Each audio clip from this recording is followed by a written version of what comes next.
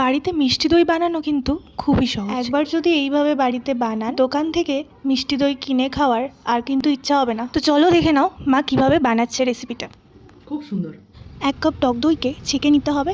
এরপর একটা পাত্রের মধ্যে 1 গ্লাস পরিমাণ জল দিয়ে তাতে 1 কাপ গুঁড়ো দুধ মিশিয়ে ভালো করে ফোটাতে হবে।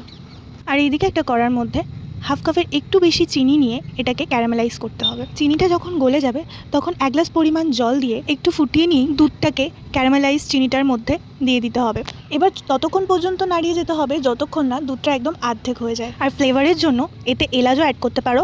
এবার টক দইটাকে ভালো করে ফেটিয়ে নিতে হবে।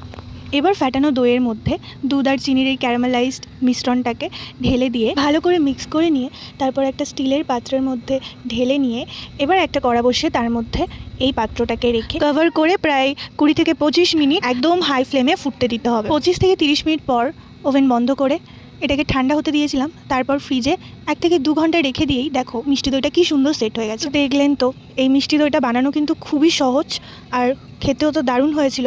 ভিডিওটা কেমন লাগলো অবশ্যই কমেন্টে জানিও, আর ভালো লাগলে চ্যানেলটাকে সাবস্ক্রাইব করে দিও আর ভিডিওটাতে একটা লাইক করে দিও।